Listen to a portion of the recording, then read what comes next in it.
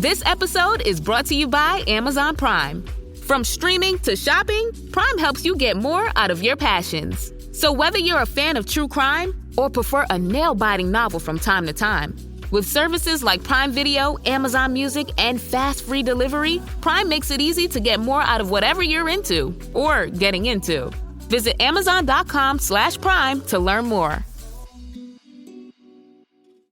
The Roses were living the dream. To you, my darling. No, to you. Until it all came crashing down. He got fired. Fired? On August 29th, stop. You stop!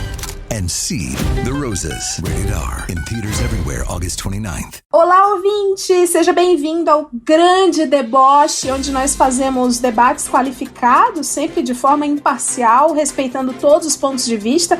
Hoje a gente trouxe aqui convidados especiais para falar do uso da Lei de Segurança Nacional para perseguir opositores do governo e da debandada que aconteceu nos ministérios. De um lado, a gente trouxe advogados criminalistas e analistas políticos, que são Marcelo Feller e Augusto de Arruda Botelho, e do outro, o senhor Luiz Patriota, um cidadão de bem, um cidadão cristão. Olá a todos. Bom, a pergunta do nosso debate, que vai abrir esse debate, diz o seguinte: o que você acha do ministro da Justiça colocar a Polícia Federal para investigar uma pessoa que chamou o presidente de Pequi Ruído?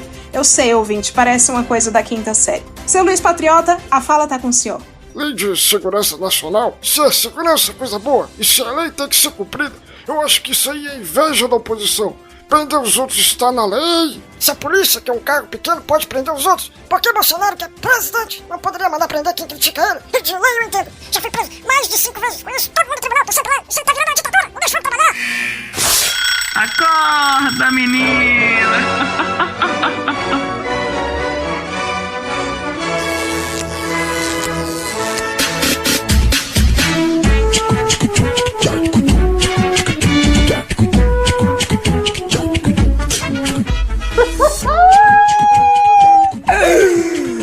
Ok. Tá no nível dos debates que vocês estão acostumados já, né? Tá no nível aí dos debates que vocês já tiveram.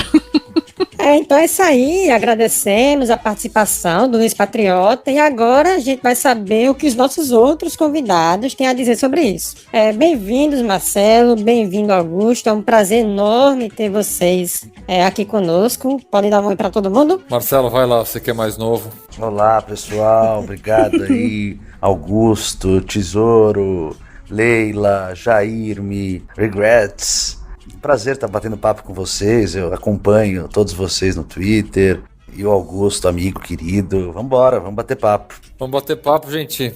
Um prazer falar com vocês, obrigado pelo convite. E Luiz, Patriota, meu debatedor, nosso debatedor aqui, realmente tem um ponto de vista muito interessante, né? Uma fala muito contundente, com argumentos bastante sólidos. Eu gosto de debater com gente assim, que realmente contribui para o debate, né? A gente está acostumado com esse tipo de debate. A gente está acostumadíssimo com essa profundidade, informações verdadeiras, né? Com pautada sempre nos estudos científicos mais recentes, realmente assim, num estudo profundo do tema. É um prazer, viu, Luiz, debater com você. Muito bem, muito bom.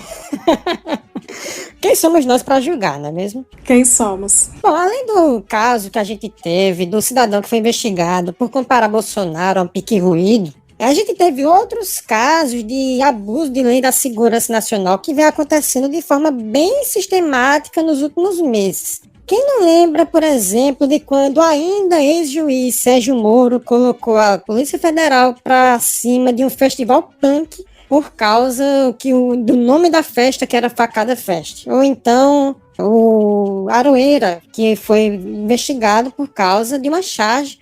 Teve também o jornalista Ricardo Noblat, que foi investigado pela Polícia Federal. Recentemente, a gente teve também uma professora em Pernambuco, que foi investigada por causa de um outdoor crítico ao governo. E mais recentemente, a gente teve Ciro Gomes, que ele declarou que recebeu uma intimação da Polícia Federal para prestar um depoimento sobre uma crítica que ele fez ao presidente. E também a gente teve o Marcelo Feller, que está aqui conosco, que também foi alvo desse tipo de assédio, e o Felipe Neto. Aí, aproveitando que o Marcelo está aqui conosco, Marcelo, conta essa história pra gente, o que foi que aconteceu contigo? Vamos lá, vou contar a minha história então. Eu fui chamado ali, fiquei pouco tempo, mas fui chamado para participar de algumas edições do Grande Debate, da CNN. E num dos dias ali de debate, o tema, o abre do programa, era uma fala que o ministro Gilmar Mendes havia feito numa live, em que ele falava que os militares estavam se associando a este genocídio, se referindo ao que estava acontecendo no Brasil. Isso era julho ou junho de 2020, e isso gerou uma rusga, um atrito com os militares e tal. E nessa época o Brasil estava com 70 mil mortos. Hoje a gente já está com mais de 300. Eu fui pesquisar para ir para esse debate e eu encontrei uma pesquisa científica, cientistas de Cambridge e da FGV, em que eles analisam por A mais B ali, pegam Big Data, celulares de pessoas e começam a perceber o quê? Cada vez que o presidente ia fazer pronunciamentos de que não precisava máscara, que não era uma besteira, que não podia aglomerar, que era só gripezinha e etc. Nos dias seguintes, em especial nos redutos com pessoas, ou nos redutos que mais apoiavam o presidente, com mais apoiadores, as pessoas se aglomeravam mais.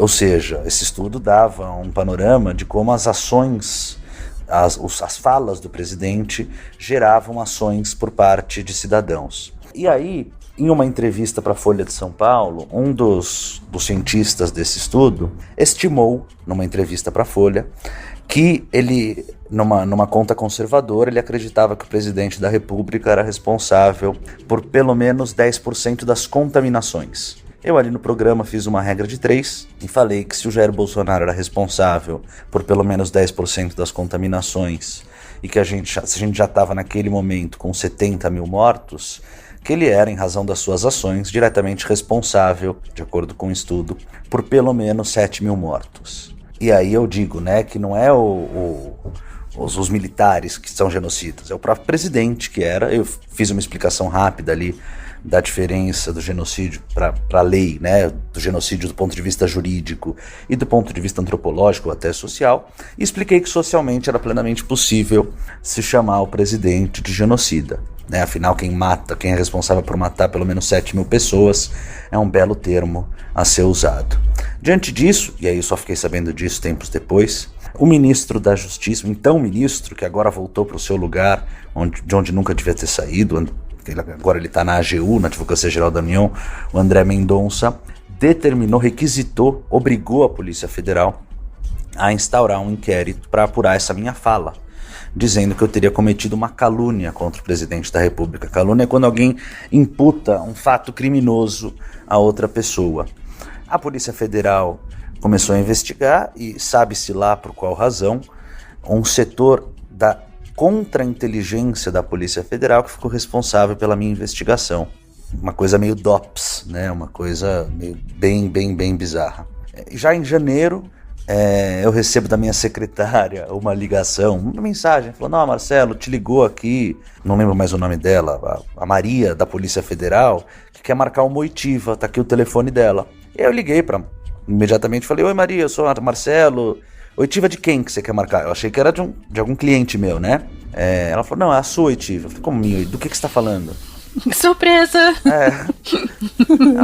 Eu tenho aqui, eu não sei se eu posso te dar informação pelo telefone. Eu falei: você vai me passar pelo menos o número, porque a partir de agora eu não falo mais com a senhora, com todo respeito, eu vou constituir um advogado para tirar cópia disso, entender qual é a razão, e o meu advogado que vai agendar aí um dia para o seu ouvido e tal.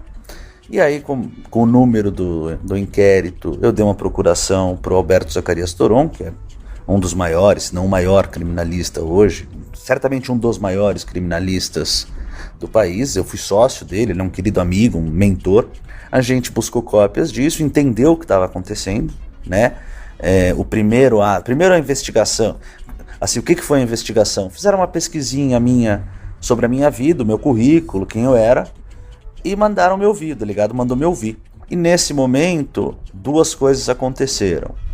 A primeira, o Alberto Zacarias Toron, impetrou um habeas corpus no STJ, pedindo trancamento deste inquérito, e isso acabou dando uma repercussão grande, né? Por conta da repercussão, imagino eu, o procurador do caso, ou seja, no STJ em Brasília é um tribunal superior, E provavelmente por conta da repercussão do caso, o procurador oficial do caso, o procurador natural, o cara que estava atuando no dia a dia, que provavelmente não tinha se dado conta desse inquérito, né? Os membros do Ministério Público são atolados de trabalho, dificilmente o cara tinha parado para ler esse caso. Esse procurador simplesmente resolveu analisar o caso e pediu o arquivamento dessa investigação numa baita manifestação em defesa da democracia, em defesa do direito de crítica.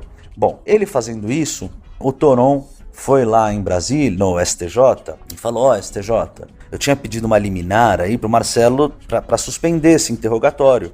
Mas agora que o procurador, né, pediu em arquivamento, acho que não precisa mais da liminar. O ministro Jorge Mussi, que é hoje o vice-presidente do STJ, ele falou o seguinte: não concordo não, acho que tem perigo sim, o procurador já manifestou, mas a justiça ainda não decidiu. Então ele foi lá e deu uma liminar para suspender o meu interrogatório. E dias depois, a juíza de primeiro grau foi lá e concordou com a promoção de arquivamento e o caso foi arquivado. Esse foi o meu caso, essa foi a minha história com o governo, o regime Jair Bolsonaro e o André Mendonça. Aí a gente pensa, qual é, na opinião de vocês, o intuito do governo federal e do ministro da Justiça em fazer esse tipo de avanço com a Polícia Federal? Porque eu não imagino que eles achassem efetivamente que vocês iam ser presos e não quisessem efetivamente a prisão de vocês. Era no sentido de calar você especificamente? Ou você acha que eles queriam te prender? Você acha que eles queriam só te assustar? Ou vocês acham que eles queriam assustar quem te acompanha? Vamos lá. Isso é uma opinião pessoal, né? É o que eu imagino. Eu sou uma pessoa primária, eu nunca fui processado criminalmente, nunca fui condenado criminalmente. Então, por mais que eu fosse processado e condenado, qualquer pessoa do direito criminal, inclusive o próprio ministro André Mendonça, saberia que eu não ia para a cadeia por conta de um crime como esse. Ou seja, mesmo que tudo desse maravilhosamente certo para a estratégia governista, eu não iria parar na cadeia. Eu poderia perder minha primariedade, poderia ser, aspas, forçado a aceitar algum benefício, uma suspensão condicional do processo, que são benefícios processuais cabíveis. Mas eu imagino que o objetivo seja causar medo. Causar medo porque eu, o Augusto, o Felipe Neto, o Arueira, o Noblar, todo esse pessoal, o Hélio Schwartzman também foi atacado. A gente tem como se defender, né? A gente tem os meios, a gente tem a forma, e no momento que eles vão para cima de pessoas que tiveram alguma visibilidade, me parece que o objetivo é calar a boca de quem está criticando, de quem é um crítico, e um crítico feroz desse regime Jair Bolsonaro. Essa é a minha impressão, e tenho um pouco um sentimento de que, se por um lado isso é um pouco efetivo, a gente vê pessoas que têm medo de se manifestarem, de falarem e tal. Por outro lado, também a gente não pode deixar de considerar que isso pode ter sido um grande tiro no pé do próprio governo. Quando eu falei que o Jair Bolsonaro seria um genocida, acho que a única pessoa que tinha falado antes de mim esse termo tinha sido o Gilmar Mendes. Eu não estou dizendo que eu sou responsável pelo termo, longe de mim, mas um dos fatores que eu acho que fez as pessoas começarem a gritar, um dos tantos fatores, né, é justamente o fato do governo ter tentado silenciar o uso do termo, silenciar pela via penal, né, pela via autoritária, a crítica. E isso acabou gerando uma repercussão bastante grande, porque isso relembra, né, isso remonta à época da ditadura, que se publicava receita de bolo no jornal, que você tinha centros do próprio governo para autorizar ou não determinadas músicas, filmes, críticas, matérias, etc. Então eu tenho essa impressão, me parece que sim, o objetivo do governo era muito mais estratégico do que efetivamente acreditando que aquilo ia colar no Poder Judiciário, como até hoje não colou nenhuma vez. Aliás, ele colou, né? Me parece que eu não tenho acesso aos autos. No caso da Facada Fest, parece-me que os rapazes, as pessoas responsáveis, foram denunciadas pelo Ministério Público Federal. No caso de Uberlândia, que é um caso bem preocupante, depois eu explico um pouco mais, não colou ainda nenhuma acusação formal, mas o inquérito está andando. E deixa eu só complementar um pouco, concordando integralmente com o que o Feller falou. Se a gente pegar a Lei de Segurança Nacional na história recente do nosso país, né, é uma lei que ela tem um histórico e um ranço, evidentemente, autoritário, né, uma lei. São várias edições da Lei de Segurança Nacional. Ela é muito antiga, né, mas se a gente pegar essa última versão, que é de 80 e poucos, 83, ainda sob um regime de exceção, ela tem origem em 1960 e poucos. Então é uma lei claramente criada dentro de um regime de exceção, de uma ditadura, e que vem se prolongando no tempo. Mas se a gente for pegar a história recente do uso da Lei de Segurança Nacional, pouquíssimas vezes você tem ela sendo usada para aquilo que ela efetivamente se propõe a proteger. Quando a gente pensa numa lei criminal, tem um termo jurídico que a gente usa, o bem jurídico tutelado. O que é isso? É o que essa lei pretende preservar, proteger. Vamos pensar. Artigo 121, matar alguém. Qual é o bem jurídico tutelado? A vida, quer proteger a vida. Roubo, artigo 157, o que o roubo protege? O patrimônio de alguém e a segurança também dessa pessoa, a integridade física dessa pessoa. Eu não sabia disso, não. Desculpa, gente, eu sou o alívio burro do programa. Eu não sabia dessas coisas, toda não. Toda lei penal ela tem um bem jurídico a ser protegido. Os artigos da Lei de Segurança Nacional, elas têm um bem jurídico importante que são as instituições, né? O Estado Democrático de Direito.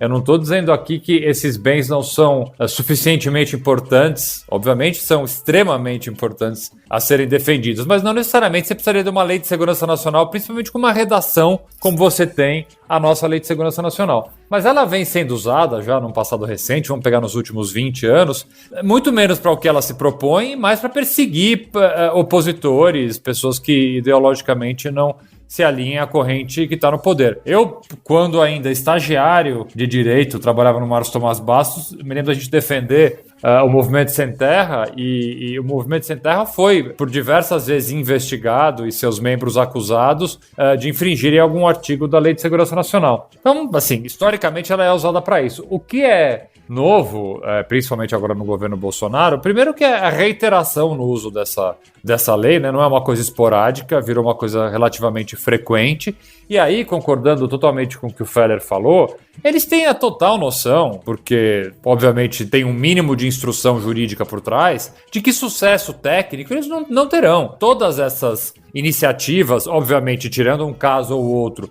que possa sim haver aí algo diferente do que simplesmente se manifestar contrariamente ao governo, eles sabem que essas iniciativas jurídicas vão dar em nada, né? O caso do Feller foi arquivado, o caso do Adueira foi arquivado, o caso do Felipe Neto foi arquivado e outros tantos serão arquivados. Então a intenção de fazer isso, para mim, claramente é assustar, amedrontar, usar isso de certa forma como algo pedagógico, didático, para evitar que pessoas façam o mesmo, porque foi o que o Feller falou, pessoas têm condição, algumas pessoas têm condição de contratar advogado, de reverberar nas suas redes sociais o ataque que está sofrendo, mas uma imensa maioria, se não a totalidade praticamente da população que critica o Bolsonaro não tem esse suporte, né? Não tem esse suporte, e aí esses sim podem ficar cerceados do seu direito de se manifestar em razão de iniciativas dessas, como a gente tem visto recentemente.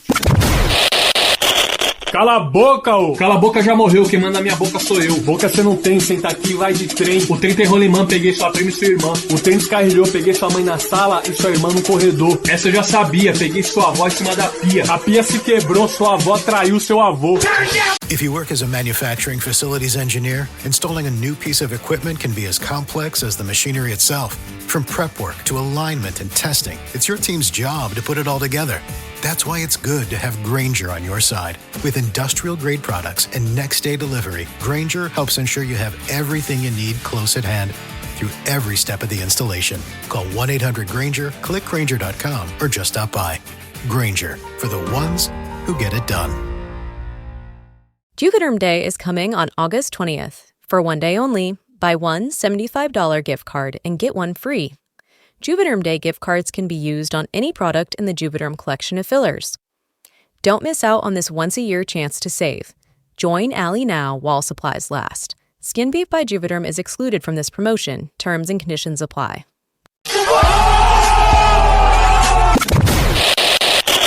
Mas, Augusto e Marcelo, a gente hoje também tá vendo um monte de procurador, um monte de juiz, grupo de advogados, né, se manifestando muito e muito vocalmente a favor do governo.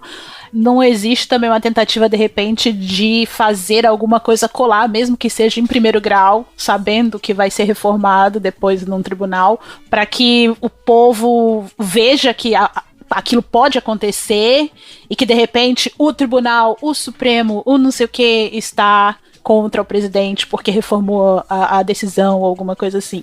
Eu só acho que não vai dar tempo disso acontecer, porque você tem ações no Supremo já, você tem várias iniciativas.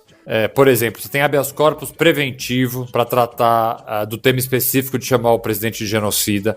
Você tem iniciativas de partidos políticos com ações de inconstitucionalidade para discutir a Lei de Segurança Nacional. Eu acho bem provável que o Supremo, de alguma forma, pelo menos esses habeas corpus que já foram apresentados, que eles se manifestem agora, próxima semana, daqui a pouquinho tempo. Então acho que não vai dar tempo de ter essa eventual, vamos supor assim, uma condenação em primeira instância. Acho que o Supremo deve colocar uma pedra nessa história rapidamente. É o que eu acho, não sei, o Félix concorda. Eu não tenho tanta certeza na rapidez, mas eu acho que o Supremo vai analisar isso, porque isso está sendo utilizado sem nenhum comedimento. E assim, trazendo um pouco de exemplo porque o Augusto falou, né? Como tem coisa que é importante você ter uma lei, aspas, de segurança nacional. Se a gente pegar o inquérito das fake news do Supremo, acho que qualquer advogado criminal vai ter um monte de crítica processual a este inquérito, tá? Mas eu vou deixar para essa fala aqui de lado o aspecto processual e vou pensar no mérito, ou seja, as condutas que estão sendo ali de fato investigadas. Se deveriam ou não deveriam estar sendo investigadas dessa forma ou não, a gente pode até falar disso depois, mas não é isso que eu vou falar agora. Uma coisa vamos supor, eu não conheço a fundo o inquérito, até porque o inquérito é ultra sigiloso, mas vamos supor que alguém esteja investigado no inquérito das fake news por ter xingado o ministro Alexandre de Moraes de xerife. Se for só essa a acusação, a suspeita, esse inquérito, essa investigação vai ser absurda. Tanto quanto xingar o presidente Bolsonaro de genocida é um direito, aspas, de crítica que as pessoas públicas estão mais sujeitas a receber, como que se criticar um ministro do Supremo, uma coisa pontual, uma coisa, é um xerife, é um autoritário, pode discordar, pode concordar, mas me parece que não se deveria, não sei se utilizam, mas que não deveria ser utilizada a Lei de Segurança Nacional para esse fim. Agora, por outro lado, imaginem, e isso é o que a imprensa pelo menos destaca, a informação de que pessoas estão se articulando para fechar o Supremo Tribunal Federal. Porra, isso é grave pra um caralho. Isso sim, imagina que alguém esteja se articulando para matar o Jair Bolsonaro. Essa pessoa tem que ser investigada, essa pessoa não necessariamente vai ser punida, porque a mero pensamento de uma coisa não é criminosa, mas se essa pessoa estiver de fato articulando para pôr em prática um plano desse, para afastar o presidente Bolsonaro, por mais que eu o critique, eu tenha na mais baixa conta, o cara é um presidente eleito, né? Ele pode ser deposto do cargo dele? Pode, pelos métodos previstos na nossa Constituição. Não pode um grupo ir lá e sequestrar o Bolsonaro, por exemplo, em prol do país. Se um grupo estiver articulando isso, esse grupo tem que ser investigado e preso, se o caso, se for necessário. Então, é por isso que quando o Augusto fala, né, essa lei tem coisas importantes aí que ela tutela, ou seja, que ela protege, lógico que tem, né? Você precisa proteger as instituições, você precisa proteger inclusive a instituição da presidência da República. Agora, um xingamento, uma injurinha, uma palavra mal posta, ou bem posta, né? No caso de genocida não dá nem pra falar que é uma palavra mal posta, é uma palavra muito bem posta. E veja, o direito não é igual para todas as pessoas, tá? A Human Rights Watch fala muito bem disso. Tem um monte de professor de direito constitucional também que fala aqui no Brasil que o nível de crítica que uma pessoa está sujeita a receber depende da exposição dessa pessoa. Se eu sou um cara discreto, tô na minha casa, sou um cara que não arruma briga com ninguém, o meu vizinho não pode, na reunião de condomínio, olhar para mim e falar assim, você é um porco, você sei lá, falar qualquer ofensa pra mim. Agora, ele não poderia fazer isso. Seria possivelmente um crime e possivelmente um ilícito civil, uma ilegalidade. Agora, se eu sou o síndico do prédio e os condôminos não estão satisfeitos com a minha gestão, eles têm todo o direito de falar, olha, você está sendo um síndico desleixado, porque depende do papel que eu exerço, do papel onde eu estou. Um presidente da República, ele está no máximo, né, da exposição. As ações de um presidente da República refletem na vida de absolutamente todos os brasileiros. É absolutamente natural e inclusive, isso deve ser estimulado, a crítica. A oposição deve ser estimulada em qualquer governo que se diga republicano. Tem que segurar a marimba. Tá, mas não pode chamar o vizinho de porco, não. Não pode. Não pode. Mas aí você não pode. Você vai ter que contratar a gente aqui para te defender. Porque não pode. Tem sempre que fazer uma reflexão e eu vou... Ouvinte, não cai a taxa de retenção, não seja esse arrombadinho. No final do programa vai ter uma reflexão pra você sobre isso. Mas e se a gente falar assim, nossa, o meu vizinho, ele tem um alinhamento muito similar com os suínos, né? Melhorou um pouco. Como seu advogado, eu diria que melhorou a situação um pouco. É assim que o Ciro Gomes sai das coisas, é desse jeitinho. E pronto, um filho desse faz isso. Augusto, essa iniciativa, então, que você está participando, ou criou junto com o Felipe Neto, que é a Cala a Boca Já Morreu.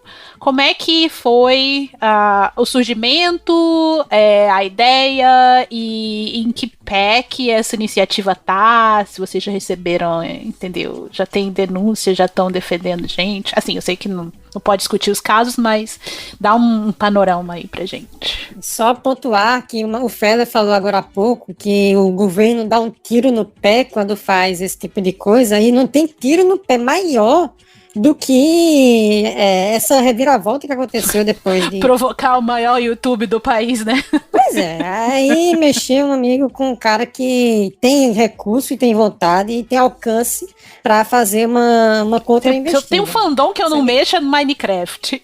E é um cara que não para de pensar. Como é que começou Cala a Boca Já Morreu? Começou de um jeito, no mínimo, curioso. Eu acordo cedo quase todos os dias. E tinha um recado do Felipe Neto no meu celular de 3 da manhã. Um áudio longo. Eu já fiquei puto da vida. Eu falei, ai, caramba, áudio longo. Nossa, ele é desses, tipo 7 minutos de áudio. É longo, era um podcast. E ele tava super preocupado, óbvio, com razão, basicamente na linha do que eu falei pra vocês. Eu consigo me defender, eu tenho um advogado, ele tem um baita advogado, que é um professor, que é o André Perequimani, do Rio de Janeiro, que arquivou o caso dele rapidamente, mas ele é o Felipe Neto, né? Assim, além dele ter condição financeira de contratar um excelente advogado, ele tem, obviamente, uma exposição que o protege de certa forma, o atinge, mas ao mesmo tempo o protege. Ele falou, e os outros dezenas de pessoas que podem estar recebendo intimações semelhantes que não têm essa mesma condição. Então eu quero montar algum coletivo, algum projeto, coisa que o valha, para a gente oferecer defesa gratuita para essas pessoas. O que você acha? Bom, eu como já faço isso há 20 anos, o Feller também, eu sou fundador de uma ONG chamada IDDD, fui diretor, fui presidente, hoje em dia sou conselheiro, o Feller faz parte ativamente dessa organização. Basicamente, eu defendo de graça centenas de pessoas há muitos e muitos anos. Então, isso não é propriamente nenhuma novidade no meu dia a dia profissional. Eu falei, claro, topo, vamos embora. E aí formamos um grupo de escritórios de advocacia, de pessoas próximas. E em um dia, isso é uma coisa impressionante, assim, a capacidade de pensar e implementar um projeto em menos de 48 horas que o Felipe Neto tem, né? Assim, ele falou, olha, eu vou colocar minha equipe a madrugada inteira para montar um site, a gente ficou até de madrugada discutindo os teores e o que precisava ter no site, e amanhã de manhã o site está pronto. E foi realmente isso, entre o áudio dele da madrugada e a outra madrugada, já tinha um site perfeito, pronto, com equipe, com funcionários, ele já deslocou funcionários da empresa dele para atender, advogado. Não, assim, o cara realmente montou um baita de um negócio em menos de 48 horas. E aí fez aquele vídeo divulgando essa iniciativa, colocamos o site no ar e a partir daí foi aquela loucura que quem já fez uma coisa semelhante sabe que é na primeira semana, assim, né? Porque tem muitas pessoas que não entendem os critérios, apesar de a gente deixar bem claro quais são os critérios de aceitação do caso, porque tem que ter, né? Então, assim, você pode criticar qualquer governo, qualquer autoridade pública, de qualquer partido, de qualquer ideologia. Se você for investigado em razão dessa crítica e não tiver condição de contratar um advogado, nós vamos te defender. Agora, se você incitar o ódio, incentivar a prática de crime, propuser algum tipo de ruptura institucional, a gente não te defende. Então, tem critérios objetivos que foram criados por essa iniciativa. E outro critério também é que tem alguma coisa de fato em andamento, judicial ou administrativo. Um inquérito policial, um procedimento administrativo dentro de uma prefeitura, dentro de uma universidade. Não basta simplesmente alguém numa rede social falar, eu vou te processar. A gente não vai te atender nesse caso. Você precisa realmente ter já algo concreto pela frente. Então são vários filtros, vários critérios que dentro desse site e dentro da equipe, que agora que virou uma equipe bastante grande, são cerca de 40 pessoas já trabalhando nesse projeto, a gente vai fazendo os filtros e aí vão chegando casos que efetivamente a gente pode defender, pode atuar e já estamos atuando em vários casos concretos de pessoas sendo efetivamente perseguidas e processadas simplesmente por terem se manifestado. Esse foi o maior tiro no pé mesmo, do jeito que o Marcelo falou, porque provocou todo um movimento de, enfim, e a gente vai vendo nos estados também, grupos de advogados que vêm, independente, né, da iniciativa de vocês, que vem se oferecendo, olha, se você tiver aqui no Piauí, se você tiver em tal estado, cidade, pode me procurar. Assim, eu vou falar, foi emocionante, assim, a receptividade que nós tivemos. Ex-ministros do Supremo, mais de um se voluntariaram para trabalhar no projeto. Grandes escritórios do Brasil inteiro entraram em contato com a gente. Membros do Ministério Público Estadual e Federal apoiando, dizendo realmente isso não pode acontecer. Então, assim, foi um alento nesses momentos tão difíceis, né? Assim, é uma porrada atrás da outra, Então, qualquer respiro de uma notícia boa aquece, porque, assim, não sei vocês, mas eu tô precisando de boas notícias na minha vida. Sim, ainda mais vindo de advogados, né, que o povo xinga tanto advogado, fala tão mal de advogado. Fala isso. Augusto, não fala que tá difícil não, que vocês são a nossa última esperança. Fala que tá tudo bem. Mas, deixa eu fazer um comentário que eu não sei se o Augusto concorda ou não. Ih, a gente vai debater aqui? Não, mas acho que você vai concordar, Augusto. Chegou a hora. Aqui é todo mundo nível Caio Coppola, todo mundo meio raso. Eu só queria explicar pra quem tá nos ouvindo que é o seguinte, mais do que um tiro no pé, eu vou explicar pra vocês os aspectos legais da questão, para depois concluir com quem está nos ouvindo me acompanhando. Vamos lá. Primeira premissa legal que, assim, qualquer menino, menina, garoto tá no primeiro ano da faculdade de Direito sabe. Não, tem uns caras que fizeram a faculdade de Direito inteira e não sabem, né? Então, mas... A gente pode citar nomes aqui, mas... A gente já viu que a gente não pode presumir muita coisa. Não pode falar nome, fala genocídio. Uma investigação por um crime contra a segurança nacional é uma investigação que vai ser feita pela Justiça Federal, Polícia Federal. Só para vocês entenderem como isso é básico, em que tipo de caso a Polícia Federal ou a Justiça Federal atuam? Nos casos em que a União, a nação tem interesse. Se tá investigando um crime contra a segurança nacional, é evidente que a União, que a nação teria em tese interesse, e isso tá na lei, tá? Não é nenhuma coisa... Tem um monte de decisão nesse sentido. Segundo ponto, uma breve explicação aqui sobre os crimes de calúnia, difamação e injúria. Eu prometo não tentar ser o menos técnico possível. Calúnia é quando você fala que alguém cometeu crime. Não basta você falar, o fulano é um assassino. Não, você precisa falar, o fulano matou o cicrano. Difamação, você fala que a pessoa fez um fato, mas esse fato pega mal para a pessoa. E o terceiro crime, que é a de injúria, você não imputa um fato à pessoa, você imputa um adjetivo, uma qualidade. Ou seja, chamar o Bolsonaro de genocida, eu ia falar chamar o genocida de genocida. Chamar o genocida de genocida... chamar o genocida de genocida, você está imputando ao genocida o adjetivo genocida. Isso é, quando muito, uma injúria. Uma injúria não tem previsão na Lei de Segurança Nacional. Você não tem injúria que a lei da segurança nacional pune. Você tem a injúria do Código Penal. E essa você só investiga quando a vítima é o presidente da República. Você só investiga quando o ministro da Justiça, era o André Mendonça, quando ele assim determina. Senão você não investiga por esse crime. Bom, agora que vocês sabem tudo isso, e isso assim, isso não é, nossa, direito penal avançado. Não, isso é beabá de direito penal, tá? Sabendo tudo isso, vamos pensar que no caso do Felipe Neto, não é que o ministro da Justiça pediu a investigação dele, que o Carluxo pediu a investigação do Felipe Neto na Polícia Federal.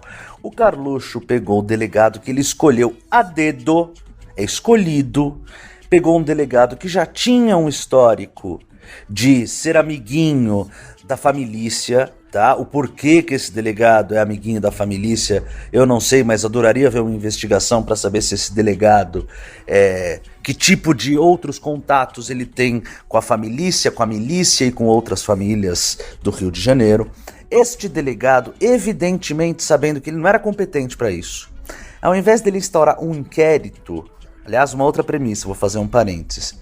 Toda vez que um delegado instaura um inquérito policial, o Ministério Público fica sabendo. Isso vai passar necessariamente pelo Ministério Público, pelo Poder Judiciário. O delegado não instaurou um inquérito policial. Ele instaurou, na verdade, ele determinou uma investigação prévia. Por quê? Para escapar do controle do Ministério Público. E mandou um carro de polícia na casa, no escritório, não sei onde, do Felipe, para intimar o Felipe, o que também é uma conduta não usual. Normalmente a pessoa recebe intimação da polícia por uma cartinha, não com carro de polícia na sua casa. Claro, se você não responder, não for, pode até um carro de polícia até você. Agora, diante de tudo isso, eu vou concluir esse pensamento, e agora que vocês já entenderam minimamente os aspectos penais da coisa e processuais penais, porra, é esquisito pra cacete que o Carluxo é parlamentar, ele não sabe o básico de direito? Tudo bem que não espantaria ninguém, né?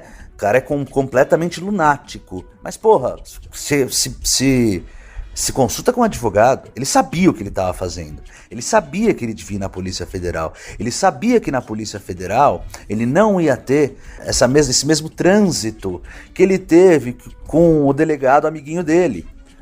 O delegado, ao topar isso, ao determinar isso, comete um evidente abuso de autoridade. E eu vou complementar um pouco a tua fala com uma coisa que eu vejo acontecer reiteradamente no governo em pautas em momentos diferentes. E eu acho que, pelo menos do meu ponto de vista, explica o porquê Carlos Bolsonaro fez o que ele fez sabendo que não ia dar certo. O presidente Bolsonaro e o bolsonarismo têm algo muito próximo, e a bem da verdade é uma cópia do trumpismo, e como toda cópia é uma cópia mal feita, que é de se manter eternamente em campanha.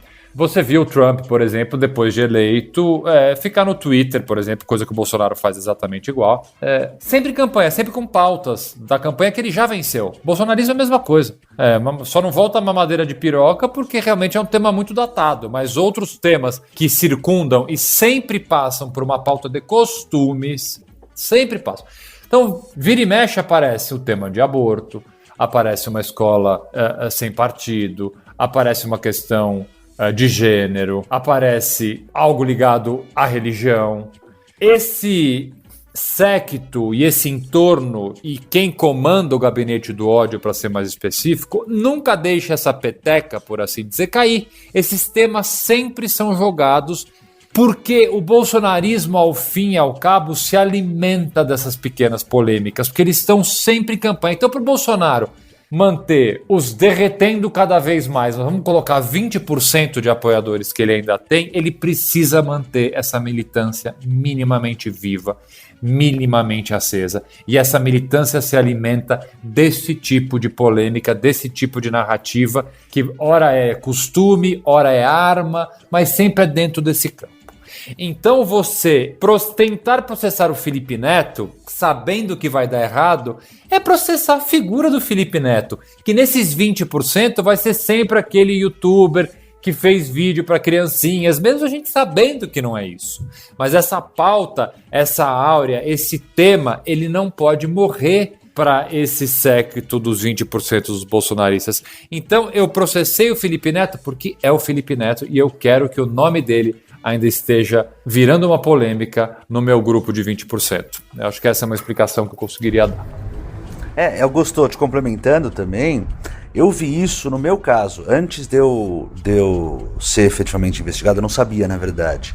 Mas depois da minha fala na CNN, o próprio Caio Coppola, ali ao vivo, né, ficou falando, nossa, você tá imputando um crime ao presidente em rede nacional, blá blá blá. Eu lembro. E no dia seguinte, o Mendonça, aquele outro, o irmão do Weintraub lá, o Arthur Weintraub, começaram a receber dos seus seguidores, assim, vocês não vão fazer nada, que absurdo, o presidente é frouxo, exatamente isso, o presidente é um puta frouxo, como não vai fazer nada? E aí os caras têm que dar uma resposta, porque senão porque se os caras não fazem nada, vem vem o lunático mor, o presidente dos lunáticos, que é o Olavo de Carvalho, né, é o guru dos lunáticos, vem ele e fala, e publica no Twitter, Bolsonaro é um covarde, só está cercado de covardes que não fazem nada.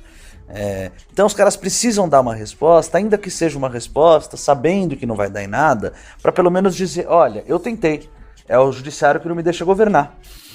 Sim. Agora, deixa eu fazer uma pergunta pra vocês dois. Aqui no The Bolchevique, né, como a gente não tem o jurídico, eu já parei de advogar já tem uns 10 anos, a gente, toda vez que a gente fala uma merda, a gente fala, mas quem somos nós pra julgar? Juridicamente, vocês consideram essa uma boa defesa? Não. É uma boa pergunta. Inclusive, em alguns momentos o Augusto falou assim, não, foi o Marcelo que falou assim, então, ao meu ver, em alguns momentos, na minha opinião, ao meu ver, eu vejo assim, a gente usa a tática do... A gente usa o DISC, que funciona bastante. A gente queria saber se o DISC... DISC, mas quem somos nós pra julgar, né? Consulta gratuita e rápida. Pra ter crime, tá? Os crimes contra a honra, eles têm uma coisa, eu vou tentar ficar fora do juridiquês, mas os crimes contra a honra, eles exigem da pessoa que fala, a pessoa tem que ter um objetivo de ferir a honra da outra. Esse tem que ser o objetivo da pessoa, ou seja, não basta eu ter ofendido a honra, eu preciso querer ofender a honra. Exemplo disso, recentemente julgado até pelo STJ. Imagina que eu tô no telefone com o Augusto, tá? Aliás, vai depender do tipo de caso, mas imagina que eu tô no telefone com o Augusto e sem querer dá uma interferência e a Leila começa a ouvir nossa conversa. E aí eu falo pro Augusto, puta Augusto, essa Leila é uma burra. A Leila só ouviu isso, seria uma injúria. Na injúria eu preciso querer ofender a honra da Leila para ela mesma, eu preciso querer que ela se sinta ofendida. Porra, se eu nem sabia que ela tava ouvindo, como que eu teria a intenção de fazer com que ela Pelas soubesse? costas pode. Agora. Pelas costas pode. Então a fofoca tá liberada, entendeu? Calma pra não dar confusão. Porque se não puder, eu cometi 500 mil crimes durante o meu...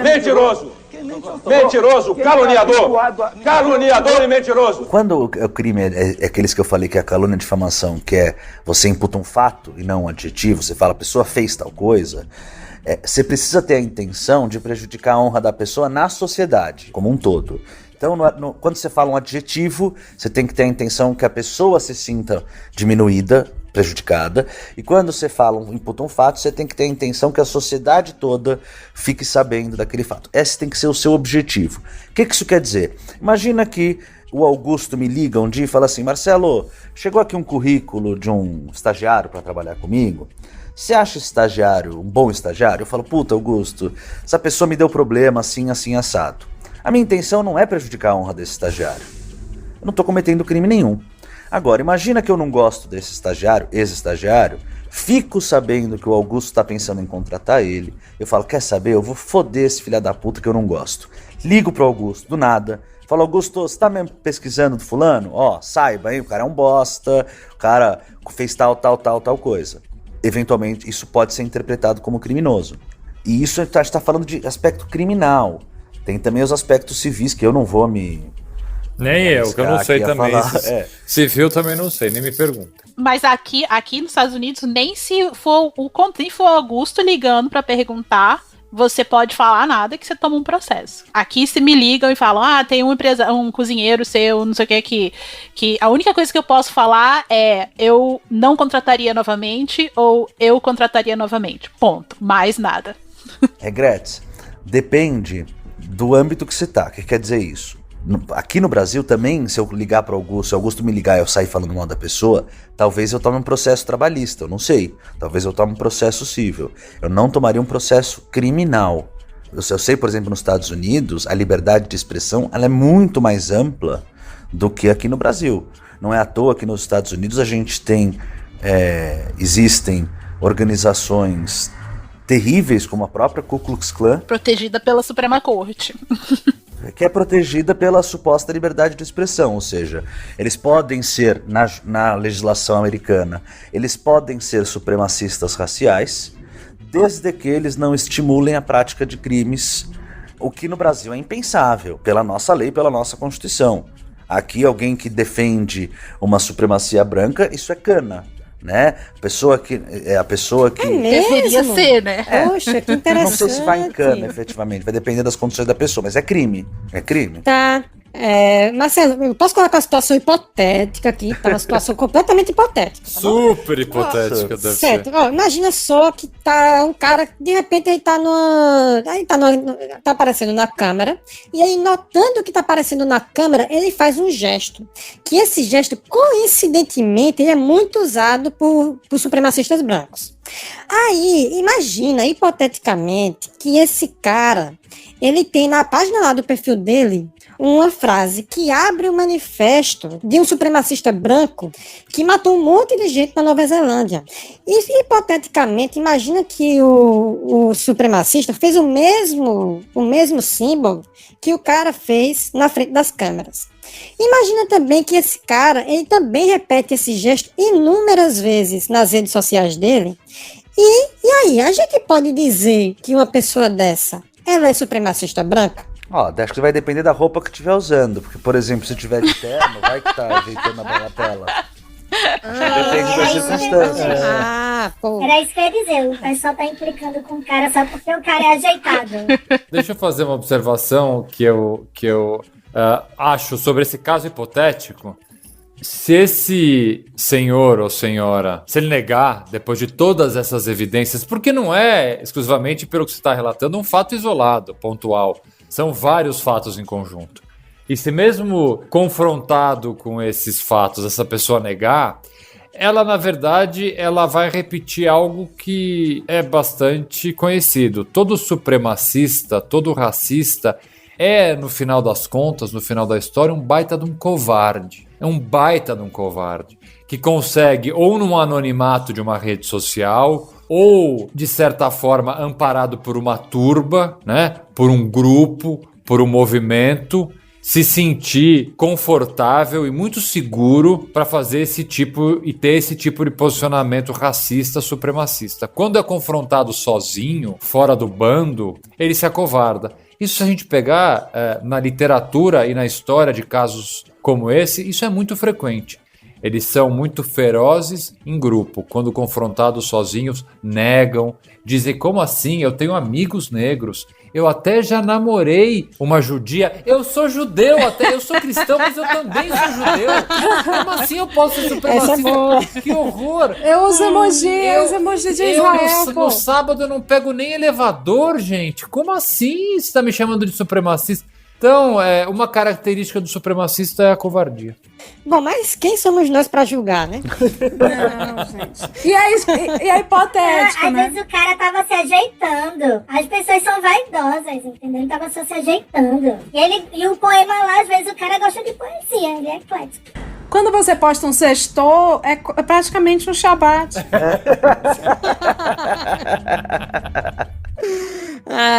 Bom, mas já nesse bonde aí, a gente pode aproveitar e ir enveredando aqui para outra coisa, que foi o quê? Essa situação hipotética, ela aconteceu numa reunião no Senado que estava sabatinando o Ernesto Araújo, que estavam num embate muito grande com o Senado, que no fim das contas levou à demissão dele porque ele bateu de frente com a Cátia Abreu, e quem bate de frente com a Cátia Abreu não sobrevive para contar a história. Que digam as árvores, né? Fazer uma piada, eu ia deixar pra lá. Não faz não, Jaime. Se for com ela, não faz não. A gente tem que gravar ainda muito programa. E aí nesse rolê que ele foi demitido, foi o bonde inteiro, porque acabou sendo demitido ele, o ministro da Defesa, o ministro da Justiça virou a AGU, que como bem o Fela disse, era onde ele devia estar desde o começo. Mudou mais o que, gente? A Secretaria de Governo e a Secretaria do MEC, mudou um monte de coisa e talvez uma das coisas mais importantes, junto à mudança do Ministério de Relações Exteriores, que foi o comando das Forças Armadas foi todo alterado. E até agora está uma discussão se foi os caras que pediram demissão ou se eles foram demitidos pelo presidente porque não gostaram de eles não terem apoiado a sanha golpista dele nos últimos dias. Antes de eu perguntar a opinião de vocês, eu só vou deixar uma coisa aqui, que eu inclusive vi o Leandro de Moura comentando nas redes sociais, que é o seguinte: alguma coisa aconteceu. Alguma coisa muito grande aconteceu nos últimos 2 ou 3 dias para que o comando inteiro das Forças Armadas seja ou demitido ou tenha disponibilizado o cargo. E até agora, essa coisa específica não apareceu. Então, fica aí na mente, no imaginário popular, o que foi que aconteceu, que levou a essa situação toda que a gente tá vendo agora. E aí, acho que a gente quer saber como vocês estão enxergando isso tudo que está acontecendo. A pergunta do ouvinte é golpe ou é queda? Todo mundo quer saber. Todo mundo quer saber. Ninguém sabe se ri ou se chora. Ajuda a gente. Eu acho que a gente tem que primeiro tomar cuidado um pouco com as notícias que a gente escuta e com as análises de jornalistas extremamente bem intencionados. Não estou dizendo aqui que há má fé de ninguém, não, tá? Mas o Demore, inclusive, levantou essa bola, mas isso é particularmente um campo que eu conheço um pouco. Militares falam muito pouco com a imprensa, muito pouco. Então, todos esses grandes jornalistas, articulistas que estão se posicionando com furos e fazendo grandes análises políticas têm basicamente as mesmas fontes, e que são fontes muito diminutas, tá? Ao contrário de fontes parlamentares, você tem ali 150, 200, 300 pessoas que estão dispostas a conversar com a imprensa. Nos militares não é bem isso. Tem pouca gente disposta a conversar com a imprensa e essa pouca gente geralmente conversa com as mesmas pessoas e transformam, e aí é o ponto que eu quero chegar, sabendo desse poder que eles têm na mão, eles acabam conduzindo a narrativa, muitas vezes, né? Então, o que sai de notícia, o que chega de informação que façam que esses analistas reflitam e cheguem a uma pseudo-conclusão, muitas vezes é uma narrativa montada que os próprios militares conseguem colocar. Então essa é uma preocupação que a gente tem. Thaís Oyama. Porque para ser bem honesto...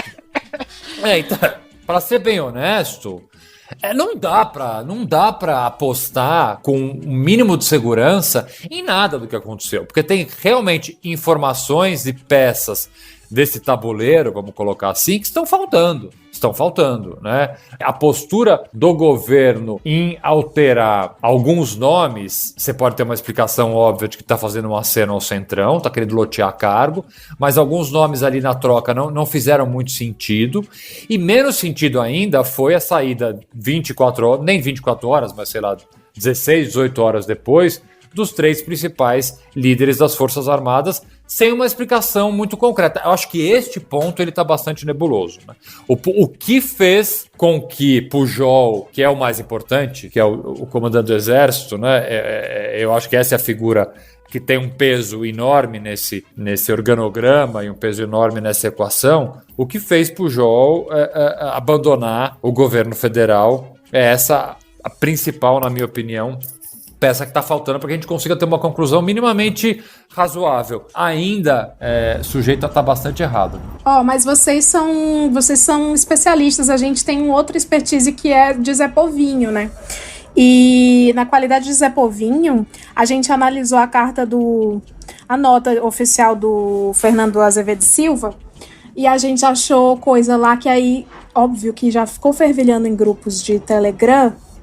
E eu já fiz meu papel de disseminar também a fake news, que é achar que ele tava dando um recado na entrelinha. Vocês não sentiram isso não, gente? Pode ser. Quando saiu o primeiro, que ele falou assim... Quem assiste Big Brother sabe que a irmã da Thaís falou pra ela assim, um beijo meu e do Luca, que foi um jeito dela falar. Luca é o ex-namorado da Thaís, foi um jeito dela falar que... Minha filha, para de se arrastar pelo fio, que tem um cara aqui fora por você. Enfim, o Fernando Azevedo e Silva fez a mesma coisa na nota dele na nota oficial para a imprensa. Ele disse assim: neste período, preservei as Forças Armadas como instituições de Estado. Eu entendi como beijo meio do Luca. Não sei vocês. É análise do não dito. Tem que analisar o que é dito na carta e o que não é dito, entendeu? Gente. Eu vou, na verdade, concordar com o Augusto, mas trazendo inclusive o que ele hoje, a fala dele no Twitter até, que ele fala que o Bolsonaro está enfraquecido. De fato, não dá para saber se teve uma tentativa de golpe, não dá para saber se a alta cúpula das forças militares pediram para sair ou se foram demitidas. Essas coisas a gente não consegue saber. Mas fato vamos lá.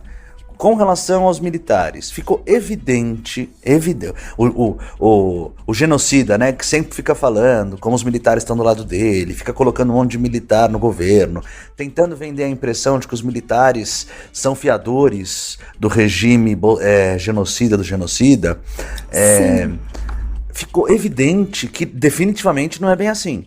Que ele pode ter até alguns apoios aqui e ali, mas... Cara, pra você conseguir dar um golpe, as pessoas têm que... Os outros militares, quem vai participar da articulação de um golpe, tem que estar seguro de que vai rolar o golpe, de que você vai conseguir. Porque senão você vai pra cadeia. Simples assim. Se não der certo, se você tentar e não for vitorioso, é cana pra você.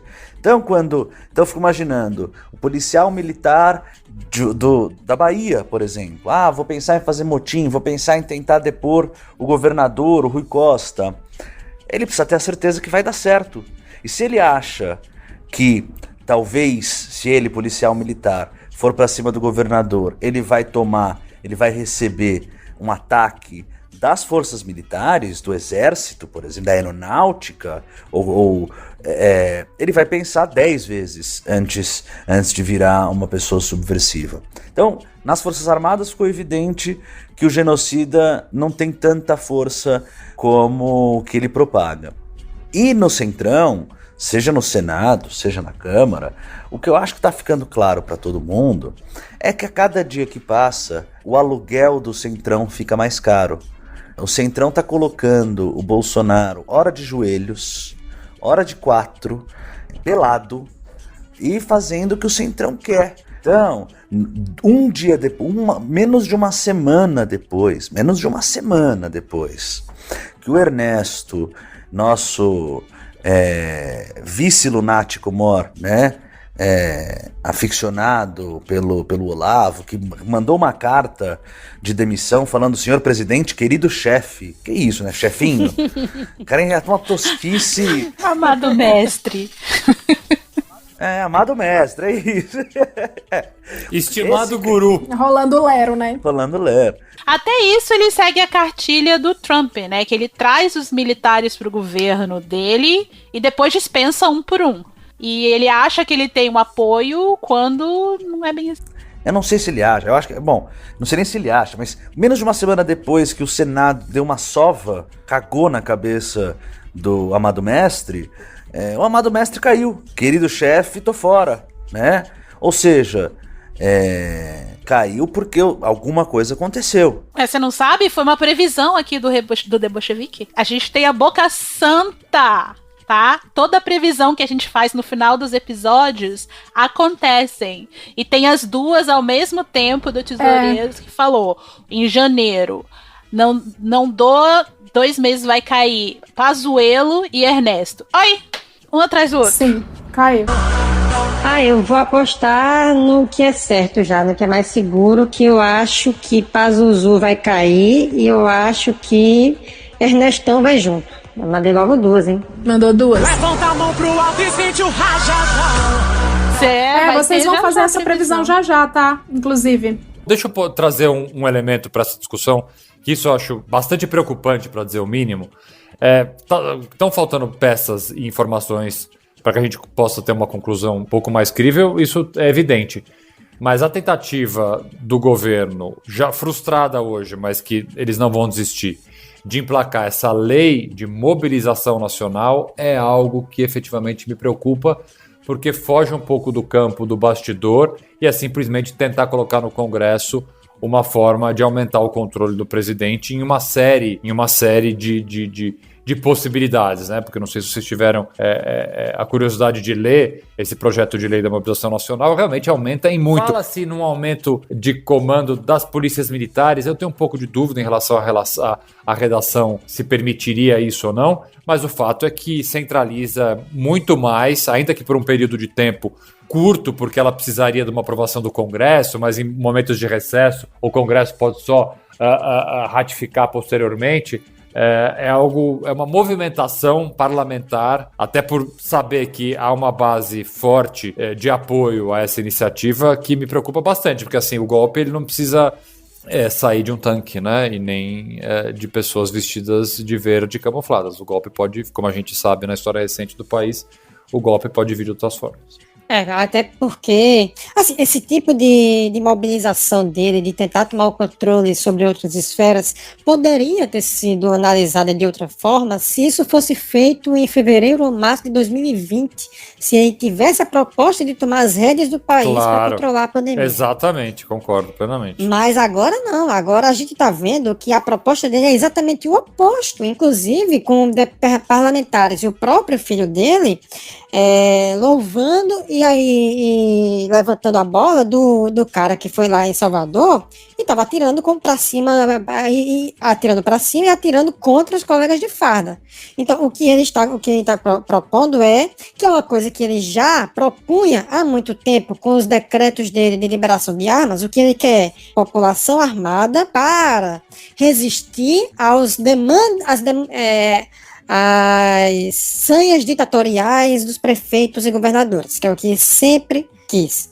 Então, o caso de Salvador foi um caso isolado, mas que fortaleceu bastante a proposta que eles tinham. Mas aí tem uma coisa que eu queria saber de vocês, que é o seguinte: amanhã, a gente está gravando no dia 30, amanhã é dia 31, e o governo, ele ganhou na justiça o direito de comemorar o aniversário do golpe da ditadura militar.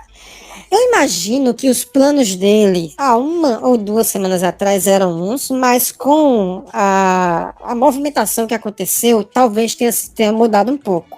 O que é que vocês imaginam como o governo vai se comportar? Porque assim, ele está claramente mais enfraquecido, porque as Forças Armadas agora, elas estão tentando, de alguma forma, se dissociar dessa sanha golpista do governo federal. Sendo que eles foram sócios desde 2016, se a gente assim considerar, com o processo que começou no processo de impeachment e depois com o caso do Lula, que levou àquela declaração do Vilas Boas, foi isso? Olha, eu vou te responder com um tweet que eu acabei de ver, então é com uma informação quentinha. O novo ministro da Defesa se manifestou dizendo que o golpe de 64 deve ser celebrado. Ele soltou uma nota oficial que termina da seguinte forma: o movimento de 1964, né, já falou movimento, já está errado, né? O movimento de 64 é parte da trajetória histórica do país. Assim devem ser compreendidos e celebrados os acontecimentos daquele 31 de março. E celebrar com Ustra ninguém quer ir, né? Impressionante. Então já temos o tom do novo ministro de Defesa celebrando o golpe militar. Que não, assim, convenhamos, era algo bastante esperado. Uhum. É o Braga Neto, né, no fim das contas. Já tá chegando o Braga Boys, começa a dançar que é uma bomba. Eu vi alguém comentando recentemente que Bolsonaro, ele tenta, através de todos os movimentos dele, dos acenos que ele faz aos profissionais de baixa patente, que é disputar com o alto comando das Forças Armadas a fidelidade dos soldados de baixa patente, para que isso possa viabilizar algumas coisas, como o que aconteceu agora em Salvador, que foi um soldado se amotinando contra um governador da oposição. Um PM. O policial militar. Esse amotinou contra o governador de posição. Então, essa investidura que ele faz em cima com esse discurso, não só através dele diretamente, como também através dos seus aliados, como por exemplo o próprio Olavo de Carvalho, que já liberou aquele curso de filosofia dele para os policiais militares do Brasil inteiro gratuitamente. Aí a gente vai saber se isso é ou não realmente gratuito, vai Deus saber. Mas aí vocês acham que... Porque a gente está vendo agora, pelo menos, o comando das Forças Armadas se colocando contra a politização do Exército. Sendo que Bolsonaro tenta pular esse comando para atingir diretamente a base. Tanto que ele faz questão de estar presente em várias reuniões de celebração de novas turmas e assim vai. Não, eu acho que tem duas movimentações completamente diferentes que o presidente faz. Uma coisa é afago a uma parcela da sociedade que votou nele e vai continuar apoiando, que são militares. São policiais militares, são militares mesmo, e são policiais civis, que geralmente, obviamente, com exceções, são mais alinhados às pautas do bolsonarismo. Então é natural que ele se aproxime, porque é o nicho eleitoral dele. Então eu não vejo o fato dele ir numa formatura da Academia Barro Branco, por exemplo, algo atípico. Muito pelo contrário, esperaria que ele fizesse isso realmente. Outra coisa são iniciativas para tentar o controle da polícia. São duas coisas completamente diferentes. Quando o governo federal tenta, de alguma forma, flexibilizar o pacto federativo, por exemplo, nas iniciativas que nós já tivemos agora no passado, de uma tentativa de aumentar o controle do governo federal às polícias militares, né, militarizando mais ainda as polícias militares, retirando o poder dos governadores em relação aos policiais militares, aí eu acho que é muito mais do que um afago, uma aproximação, é uma tentativa de controle. É aí que o problema nasce. Por isso que, quando eu vejo benesses financeiras, por exemplo, salariais, que o governo já fez, tá dentro do jogo. Incluir policiais nos indultos, dentro do jogo. Tentar a excludente de ilicitude, promessa de campanha, dentro do jogo. Romper pacto federativo para controlar a polícia, isso foge bastante da regra do jogo. Mas isso também conversa com o que está dentro do jogo, quando a gente sabe das relações...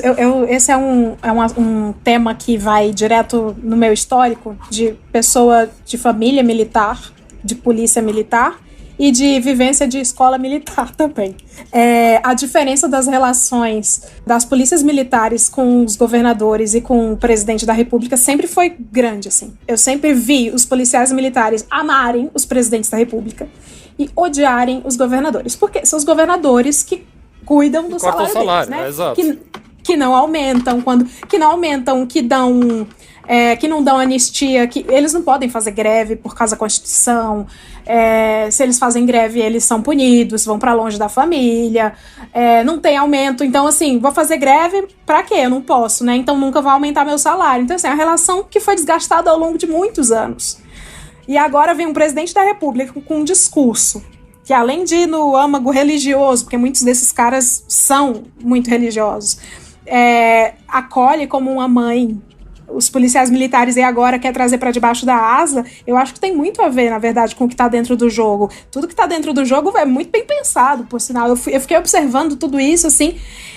Os meus irmãos amam esse homem. E assim como amavam o Lula. Isso é bizarro. Não dá para entender. Dá, mas dá. É dinheiro, é o salário. Tenho minhas dúvidas se ainda acreditam nessa coisa messiânica, se de fato tem tanto militar e policial militar que apoia ele, ou se é ainda que de baixa patente, ou se isso está no mesmo grau das outras carreiras, porque o Bolsonaro passou seus 30 anos como deputado e não fez absolutamente nada pelos policiais, né? O Bolsonaro, nos seus anos aí, nos seus 2 anos de presidência, também o que ele fez pelos policiais?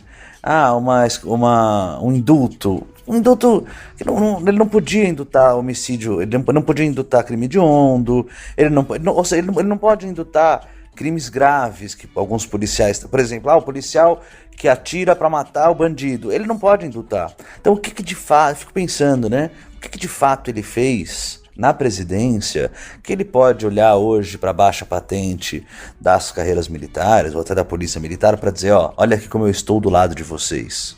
O Freixo fez muito mais pela polícia militar do que o Bolsonaro. Mas o Bolsonaro vai na formatura. Não, mas eu acho que tem a ver com o desgaste de quem está acima de você. É mais ou menos a relação entre um Cone e Jair Messias Bolsonaro hoje. Quem você elegeria? O Cone.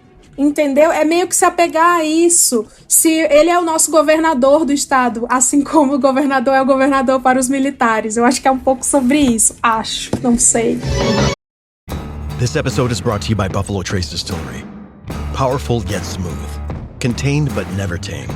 Proudly going their own way, but never going alone. This is the spirit inside Buffalo Trace Bourbon. Made at Buffalo Trace Distillery, the world's most award-winning distillery. Buffalo Trace is always perfectly untamed. Distilled, aged, and bottled by Buffalo Trace Distillery, Franklin County, Kentucky. 90 proof, 45% alcohol by volume. Learn more at buffalotracedistillery.com. Please drink responsibly. Hey there, travelers. Kaylee Cuoco here. Sorry to interrupt your music, great artist BT Dubs, but wouldn't you rather be there to hear it live? With Priceline, you can get out of your dreams and into your dream concert. They've got millions of travel deals to get you to that festival, gig, rave, soundbath, or sonic experience you've been dreaming of. Download the Priceline app today, and you can save up to 60% off hotels and up to 50% off flights. So don't just dream about that trip. Book it with Priceline. Go to your happy price, Priceline.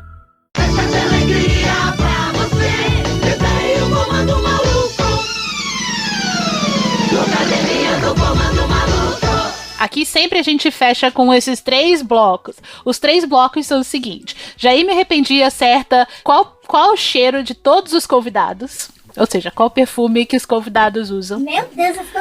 Não, agora você... eu sou o cachorro.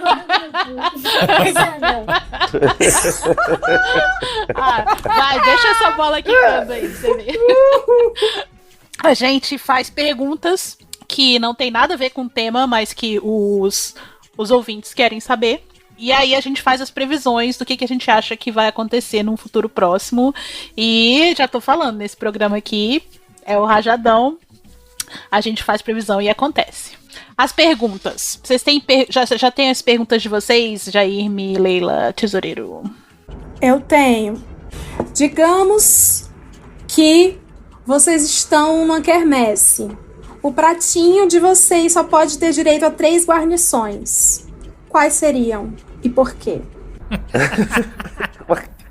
Uma quermesse é igual aleatoriamente, assim, tem uma barraquinha lá, pratinhos, aí tem várias coisas, né, tem arroz, feijão, creme de galinha, tem maionese, várias comidas, assim, e você paga o valor de R$7, e você tem direito somente a 3 coisas no prato, o que seria? Pode ser doce e salgado no mesmo prato? Pode. Vai, Feller, o que você quer comer? Eu pegaria um arroz, feijão e uma paçoca. Arroz, feijão, porque, arroz, feijão é ouro. E a paçoquinha também, só pra dar aquela doçura.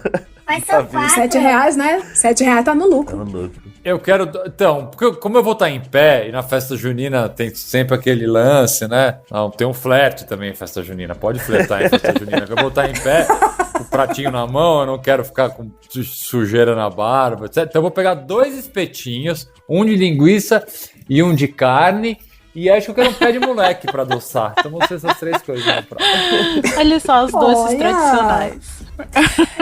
Sem mais, meritíssimo, sem mais. Eu tenho uma pergunta pra vocês. Imagine que você perdeu uma aposta no escritório da advocacia. Aí você vai ter que defender um desses sujeitos que eu vou falar agora. Ernesto, Pazuello, Weintraub ou Salles. Quem é que você ia defender? Ernesto, Pazuello, Weintraub ou Salles? Assim, eu vou falar uma coisa. Tem pouca gente na vida que eu não defenderia, tá? Eu também. Eu defenderia todos, inclusive. Eu defenderia todos. Bolsonaro é uma pessoa que eu não defenderia. Mas esses 4 aí, eu acho que tem direito de defesa, eu acho que eu defenderia os 4. Isso não significa que eu concordaria com as posições ou coisa que o valha. Aliás, você pega, né, uma das advogadas do Jair Bolsonaro, que é uma advogada que eu respeitava muito, eu não vou falar o nome dela aqui. No começo da advocacia, eu defendia ela nas redes sociais, inclusive em grupos, porque falava, não é porque ela defende Bolsonaro que, assim, ela é livre para defender, né? Ele precisa de defesa. Não é para criminalizar a advocacia. Isso. Só que aí ela foi ganhando espaço na ultradireita, foi virando uma pessoa que eu parei de respeitar. Então eu diria que desses 4 aí, eu conseguiria defender com tranquilidade os 4, com isenção. Não concordaria, não sairia em rede social falando, ele é incrível, o Salles salvou a Amazônia, não fosse o Pazuello estaríamos em 500 mil. Isso não. Mas uma defesa efetiva de uma acusação posta, eu com certeza faria. Eu não seria um conselheiro desse povo. Eu não ajudaria esse povo. Se esse povo me ligasse e falasse, Feller, o que você acha que eu faço? A ou B? Eu não aconselharia esse povo. Agora, diante de uma acusação já posta, eu defenderia com tranquilidade. Tinha que ter um código universal igual a maçonaria para os advogados aparecerem na imprensa, né? Com um símbolo lá para dizer assim, não concordo com esse arrombado não, mas estou pagando meu boleto. Mas isso eu acho engraçado é que as pessoas não sabem. Primeiro, a primeira coisa que você faz quando você sai da faculdade, quase todo mundo, é fazer estágio em defensoria, gente. Todo mundo já defendeu o que a sociedade considera bandido, entendeu? E a maioria das vezes nem é. Então, assim... E mesmo quando é, são pessoas, tá? O que eu já defendi, o que o Augusto já defendeu, de gente que cometeu atos bárbaros. E a gente defende, nesse instituto, por exemplo, que o Augusto falou, que é o IDDD, a gente defende de graça, inclusive. Né? Quantas vezes, Augusto, eu mesmo já fui nomeado para defender homem que matou a mulher por feminicídio, porque a mulher achou que a mulher estava traindo e foi lá e matou. Isso não significa que eu concordo com a postura, isso não significa que eu acho legal o que o cara fez, nada disso, pelo contrário, abomino. Mas isso significa que esse cara merece uma defesa efetiva e que se ele for considerado culpado, se tiver prova suficiente para dizer que foi ele que cometeu aquele crime, que ele seja punido na medida da sua culpa. Só isso que significa. Isso é muito interessante porque vai de encontro a um discurso punitivista de muita gente que acha que as pessoas, simplesmente por serem criminosas, não têm direito a defesa que vai mensurar o tamanho da pena que ele vai receber. Né? É interessante, Tesouro, porque a gente só sabe se a pessoa é criminosa ou não depois que tem um julgamento, né? E aí, eu vi uma história esses dias faleceu uma grande figura, o ex-desembargador Antônio Carlos Malheiros, ele era desembargador, uma grande figura, sugiro até que todos os nossos ouvintes aí do podcast joguem no Google, no YouTube o nome dele e assistam o TED que ele deu, porque ele era uma figura realmente espetacular. E eu vi esses dias, ele era advogado e há 30 anos, 25 anos, ele tinha virado desembargador, ele foi nomeado pelo 5º Constitucional. E eu vi uma aluna dele contando que numa aula ela perguntou para ele, professor, ele dava aulas, ele era um cara muito forte nos direitos humanos, puta figura, recomendo vivamente. E uma aluna estava contando que perguntou para ele numa aula, professor, você como advogado, quando você era advogado, você defenderia tal coisa? E ele respondeu, olha, o dia que eu passei a julgar os meus clientes, eu virei juiz, eu não podia mais ser advogado. Que eu acho que é um pouco a postura do advogado, né? A gente não está ali para julgar os nossos clientes, tem o juiz para isso, né? A gente está ali para ouvir, para indicar um caminho de defesa que faça, né? Dizer, o caminho é esse, as regras são essas, o que pode acontecer é isso. Muitas vezes o cliente, a pessoa acusada tem algumas opções de caminhos, de percursos. Vai confessar, não vai aceitar um benefício, não vai, hoje em dia, né, vai fazer colaboração premiada, não vai, e se tiver prova suficiente para condenar a pessoa, ela vai ser condenada e a vida segue. Quem somos nós para julgar? Esse é o nosso jurídico. Se não tiver prova, por mais que a gente saiba, fulano eu sei que é culpado, mas não tinha prova, vai ser absolvido, porque o Estado falhou ao pedir a punição dessa pessoa. Pois é, por isso, seus arrombados do Twitter, para de xingar o jornal quando eles falam suspeito, foi preso, blá blá blá, porque o cara suspeito ainda, nem foi julgado. O povo parece que... Não, gente, para de xingar os advogados também. Os caras estão trabalhando. Pois Pelo amor de Deus. Jair, você tem pergunta? Tenho. Eu vou fazer porque o público pediu, tá? Não pediu não, mas eu sei que ia pedir. Como foi, se quiserem cortar depois, pode cortar, mas como foi dividir o mesmo oxigênio que Caio Coppola? Eu que dividi mais tempo, posso falar tranquilamente. Bastava respirar fundo, gente. Não fedia, não?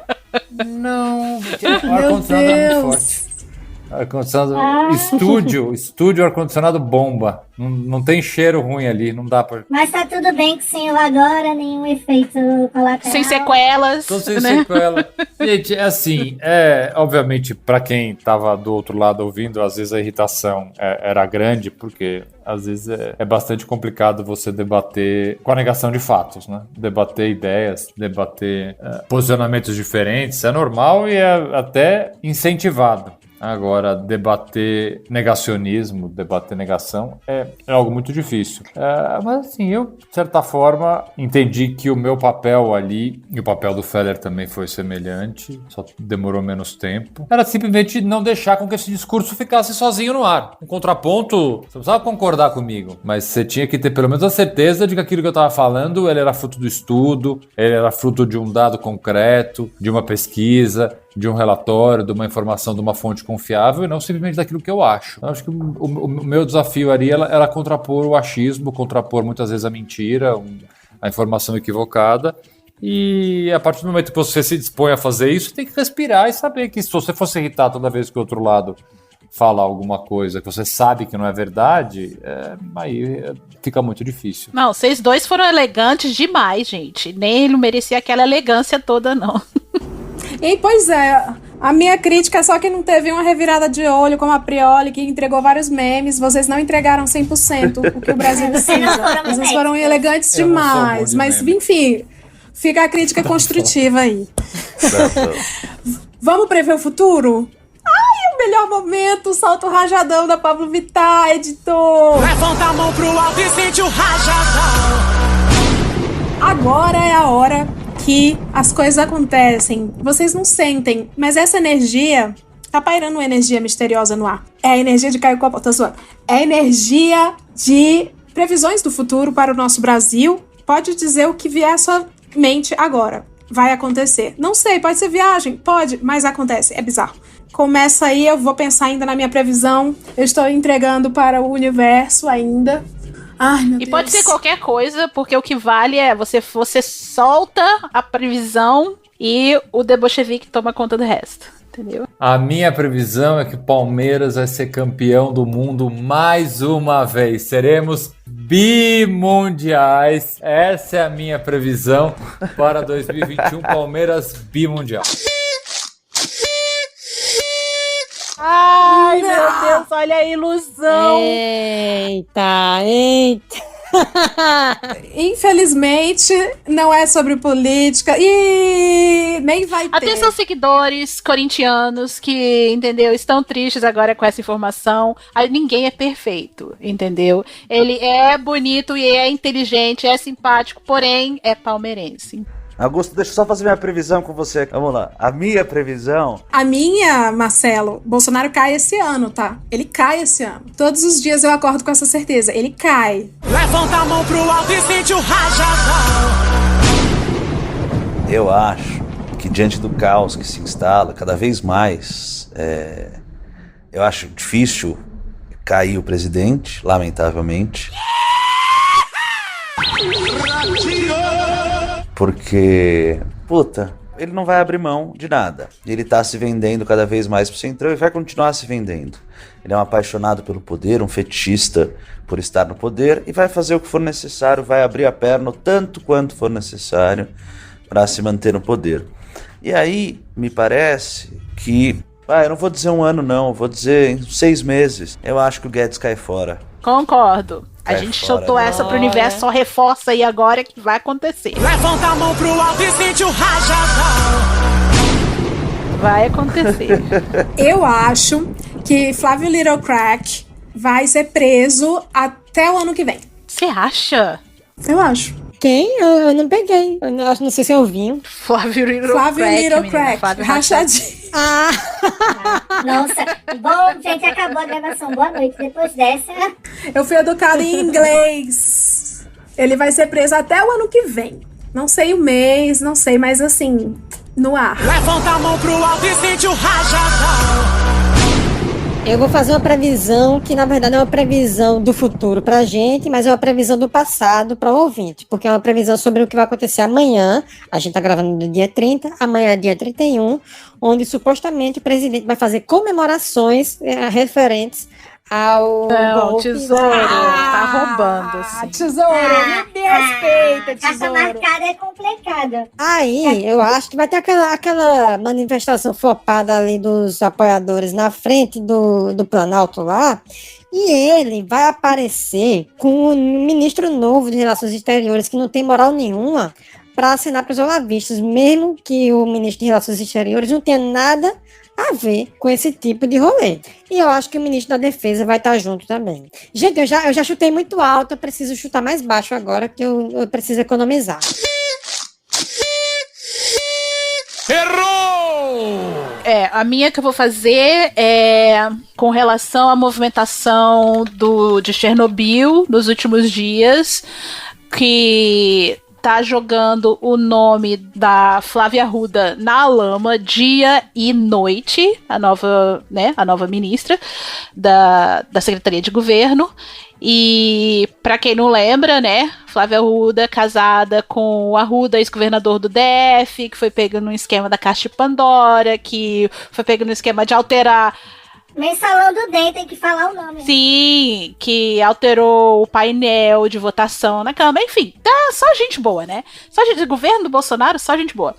E eu acho que ela não fica... Acho que não fica uns 2-3 meses. Eu acho que eles vão conseguir. Do jeito que tá forte, mais do que qualquer outro nome, do jeito que tá forte jogar o nome dela na lama lá em Chernobyl, a pressão tá feia. Então... acho que ela não vai ficar, não. Levanta a mão pro alto e sente o rajadão. A minha previsão é que essa turbulência que a gente tá sentindo é mais enjoo de quem tá na embarcação do que alguma coisa acontecendo mesmo. E daqui um mês não vai ter mudado nada, não vai acontecer nada. E a gente tá se agitando muito à toa. A minha previsão é essa. Levanta a mão pro alto e sente o rajadão. Espero que não pra algumas coisas, espero que sim pra outras. Porque se não mudar, fica na mesma merda. Mas se mudar, depende se for pra pior ou não, né? A gente só não adivinhou qual era o perfume do Augusto antes dele sair, ó. Mas a gente pode jogar pro céu e perguntar no Twitter, e a gente pode adivinhar do Marcelo. Marcelo é intelectual, eu vou no mesmo de sempre. Ai, Jesus. É nacional, ele usa o CMA, ele usa o CMA que Odisseia. Não. 212 Black, Família. Eu chutei 2, ó. Não. Graças a Deus, porque todo mundo usa esse perfume. Versace. Gente, Não. eu nem tento, porque eu só conheço 3 perfumes. Se for Boticário. Bleu de Chanel. Não. Qual? Five. Bleu. Não. Chanel Bleu. Ai, parei também. Não tem usa perfume. leite de rosas. Não usa perfume, tem alergia. É brasileiro? Puta, deixa eu até pegar. Não sabe qual perfume que é. É Giovanna Baby. É Giovanna Vou pegar o que eu Baby. mais gosto aqui.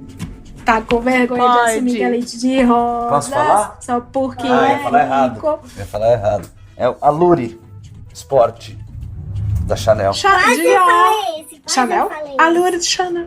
Weird. Chique. Já é mais um pra gente Né? catalogar aqui pra tentar com os próximos convidados. Com os próximos advogados que vierem. Ó, Marcelo, muito obrigada por ter vindo. Nossa, foi assim. Agradecemos demais, adoramos Imagina, ter gente, vocês adorei. por aqui. Foi uma honra Muito ter obrigada. vocês por aqui, até porque esse é o episódio que encerra a temporada do República de Bolchevique. Até o Spotify resolver que a gente vale a pena ou não. Sim. Ouvinte, seu arrombadinho, pode ir pro Twitter, viu? Falar pro Spotify que vocês gostam da gente, que vocês sentem a falta da gente, que vocês querem mais do que 2 vezes por mês, que vocês querem a gente de volta. Pode falar que detesta também, que dá engajamento. Pra detestar tem que da ouvir. RT, né? Piramida da RT, ouvinte. Faz tua parte, não fica só aí no Twitter vagabundando, não. É com essa agressividade que a gente faz o que qualquer pessoa de esquerda faz: soltar as mãos uns dos outros e brigar. A gente se despede por aqui. A gente quer o quê? Voltar. Então faz tua parte, ouvinte. Muito obrigada, meus companheiros de trincheiras. Se Deus quiser... Não, se Deus quiser, enfim. Se alguém quiser, a gente volta. Ou não.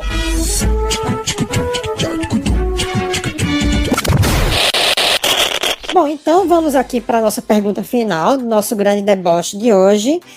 A pergunta que encerra o nosso debate é: o que você acha do presidente da República recomendar inalação de cloroquina para tratamento da Covid-19? Marcelo, a palavra está com você. Tesouro, eu não sei o que o Luiz Patriota acha, mas eu diria que é mais um dos atos deslocados aí do nosso presidente, que dá a impressão a todos nós que tem de fato uma política de morte. Deu tempo já, a gente agradece. Infelizmente, muito obrigada. Seu tempo já acabou, a gente agora vai ouvir o outro lado, que é muito importante, a gente ouvir os dois lados para a gente conseguir construir um debate bem equilibrado, né, ouvinte? Então a gente vai deixar a palavra agora com o Luiz Patriota. Eu concordo plenamente. Eu vou adorar experimentar e inalar esse remédio. Mas a pergunta que eu faço é: pronto, inala? É tipo ozônio? Que eu já uso há 3 anos e adoro. Toda semana meu médico Carlos Alberto vem aplicar em mim. É uma delícia. Mas eu acho que só porque o medicamento é ineficaz não significa que ele não funciona. Quem toma e não se cura é por falta de fé. Pastor fala pra mim. Além do mais, a cloroquina milagrosa, eu mesmo tenho um testemunho. Eu peguei Covid, comprei minha santa cloroquina e esqueci de tomar. E depois de um tempo, já curado, eu achei ela em casa. E a única suposição que existe para esse caso é milagre. Só de ter ela em casa já me curou. O que vocês querem mais que isso? E em forma de inalação é top. Eu não sabia que tinha, eu já uso em comprimido e xarope. Tem até sabor péssimo. É uma delícia, como toda semana.